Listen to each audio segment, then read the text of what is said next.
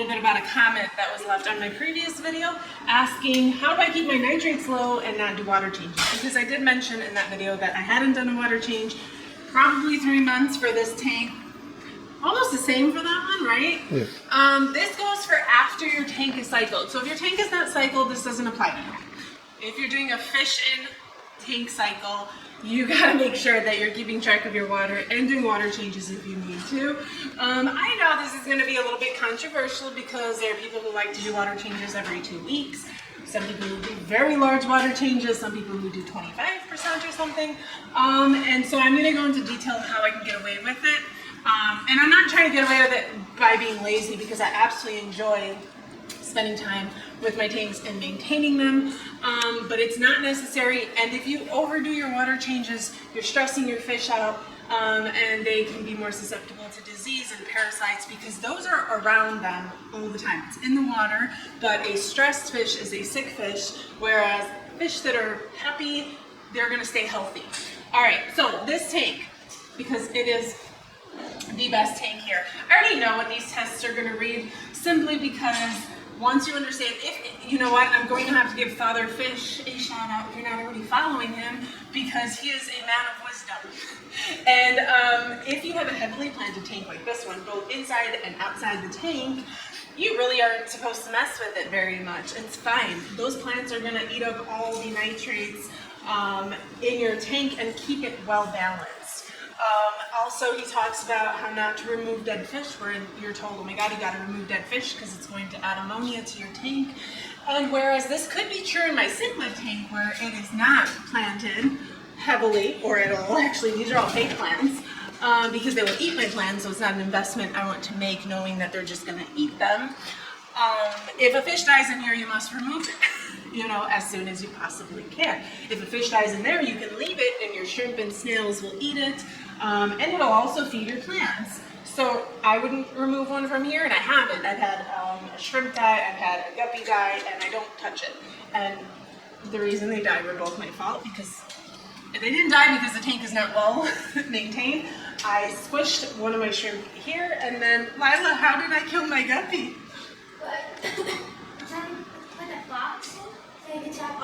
She's just laughing at me, so that's why I let her say it.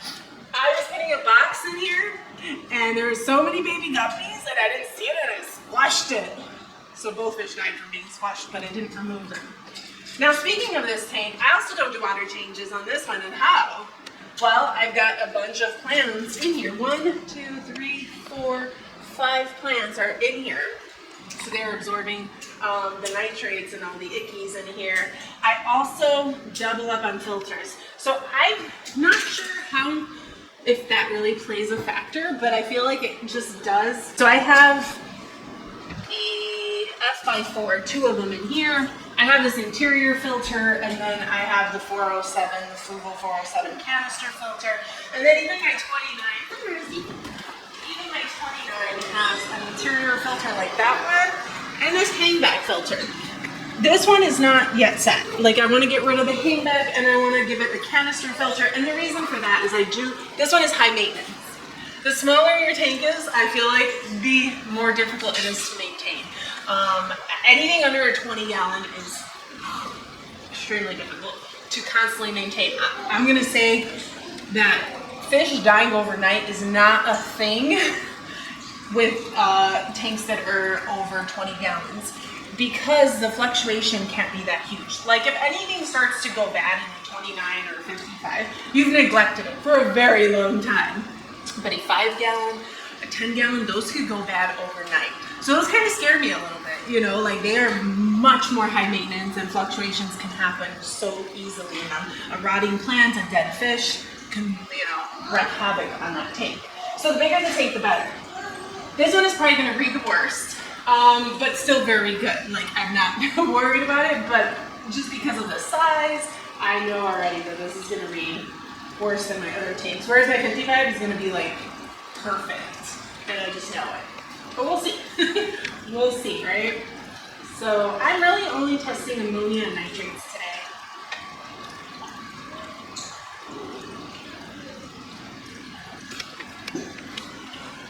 It's my favorite part. Trying to balance it to that line. Perfect. All right, let's go to the kitchen. A way that I like to do it so it's easy is I will just get the reading for all my tanks and then I write it on a piece of paper and just keep them there. So I'm gonna go ahead and get my 55 and my 125 gallon and bring it here. So I can do it all at once, save some time. Okay, so I got all my water, and another tip, I'm not sure if it did screw up with my readings, but I'm going to say it anyways. When I would do like my ammonia reading, I would open up both of them and then I would mix the caps. And I don't know if it was like cross-contaminating if I didn't put the right cap back on. So now I'm very cautious about that. All right, so we're going to do 8 drops.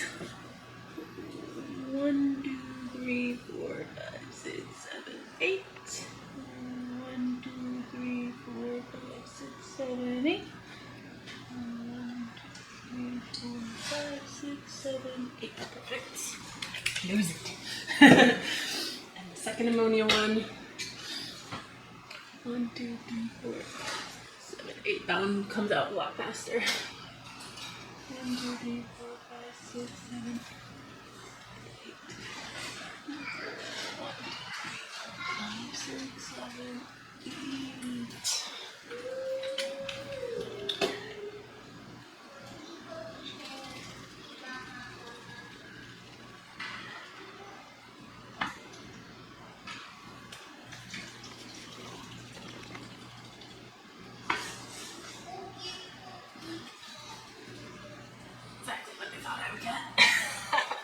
All right, we're gonna leave that a minute. That one takes a little longer for the reading to show up, which will work perfect. So by the time I'm done with the nitrate one, the reading will be where it needs to be. I think it takes a minute or 2 minutes or 3 minutes. Okay, this is 10. 1, 2, 3, 4, 5, 6, 7, 8, 9, 10. 1, 2, 3, 5, 6, 7, 8, 9, 10. 5, 6, 7, 8, 9, 10.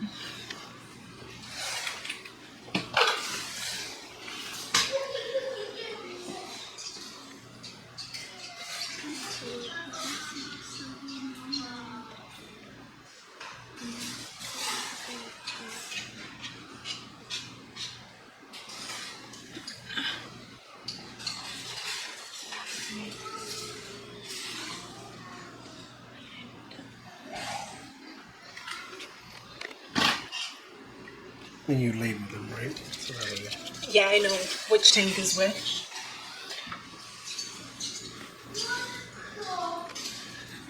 Okay, ammonia is 0. I would have started changing by now. I figured this much. Ammonia should be 0 after a cycle tank. So if we take it to the light, can you see here? You want to take it to the light. Oh, I'm holding it by nitrates. This is the ammonia, and it should be 0 after it's a cycle tank. So that's how they all look. To be expected. Nitrates are 0, man. They come up as 0. I'm pretty sure there's something in them. There you have it. So no water change. I promise there's no reason for me to lie to you guys about that. No water change. So if your tank is cycled and you've got plants in it and you're doubling up on filters, you probably don't have to do water changes that often. Doesn't mean I'll never do a water change. Probably not. I'll still do it because there is, what is it called? It's TDS, like that eventually you want to remove some minerals, right? In that case, I would probably do maybe like a small water change. Never on my 55 gallon. I'm speaking solely for my Peacock Cichlid tank. So this one, I would not touch unless I'm adding water to it because of the natural evaporation. Will not touch. The 29 needs it, and I'm half convinced because it's a hangback filter, and those just aren't as efficient as a canister filter. So my theory on that is I need to change my filter, and then I probably won't have to touch it as much. But that one, I do need to touch a little more often. This one, again, I just tap it off. It does need a tap off. So there you go. You have a raw test before a top off, which would dilute any bad things if there are bad things in here. And the thing that made sense to me, Fatherfish said, when you do water changes, they're a dilution of the sorry, they're playing with Legos. You guys are kind of loud. You're diluting the problem when you do water changes, right? So if you're taking care of the problem, then you don't need to dilute the problem. And in this case, it would be the plants, which is fixing the problem. High nitrates, put plants in, plants consume nitrates. So fix the problem so that you don't have to do big water changes. Like I said, if it ain't broke and you've been doing it for a long time and it's working for you, do whatever you want to do. This is just based on the comment that I got. They were curious about how I don't have to do water changes, and I'm not doing water changes, and how can I go about doing that, and because those, they have high nitrates. And those are fake. These are all fake plants. These I did because I really wanted a nubius in here, and it just, no. They decided no. And so I put these there. And then these bigger ones kind of came in play. Why did we put them in? Because they were fighting. Oh, it's just to create a little distraction. And I had more, and I took them out because I really don't like fake plants. I don't like the look of them. I much prefer no plants or real plants. So we'll just put them in case they were just fighting. You could hide or well, get no, away I from think each it was other. because in case they spit them out, that some babies would survive. But honestly, based on how long it takes them to grow, they would not survive. Because we still have the babies upstairs in our 10-gallon, hoping that they will grow quickly and we can pop them in there. But they're still really small. It's been 4 months. So I know they wouldn't survive even if they had enough shelter to hide. From the last video that we talked about, the next tank, it's the angelfish. The angelfish, and what So was my obviously- birthday present?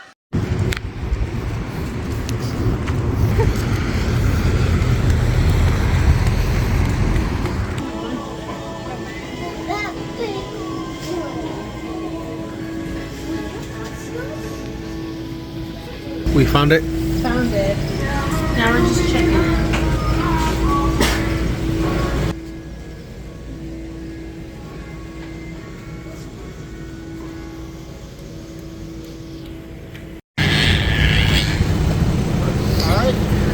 Thank you.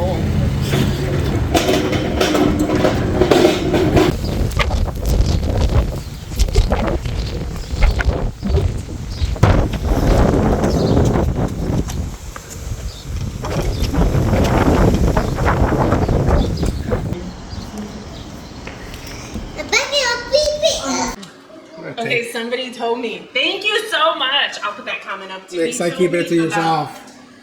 It's my birthday present. What do you mean keep it to yourself? You would have had to pay more for it if I didn't get it for the I'm just sale. joking. 50% off.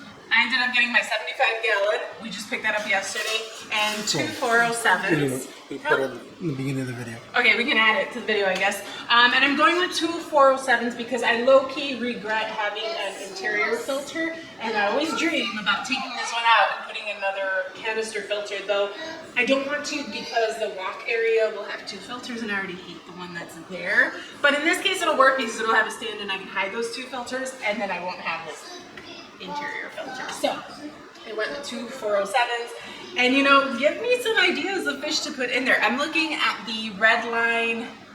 Oh, I forgot their name already. I can't remember their name. Do you remember their name? I told you it.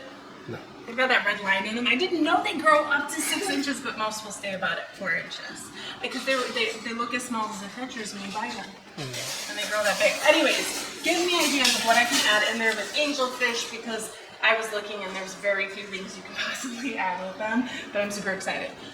And Save we're all gonna that go. for another video. And we're gonna go with soil, right? Huh? We're gonna go with soil. Soil this time, yeah. I'm doing my research and I will try soil out. And if it sucks, I hate everyone who told me I should put soil in my tank. I'm just kidding. But I will try it out. I'm doing my research on it. I'm excited. Yeah, we'll keep you guys updated. We'll end the video here. If you enjoyed it, hashtag love it. If you have any questions, comment below. I'll try to answer them to the best of my abilities. Be sure to subscribe, hit the little bell by the subscribe button so you're notified every time we post a video. And until next time, bye y'all. I already see them coming. Say subscribe, bye. Whatever he said.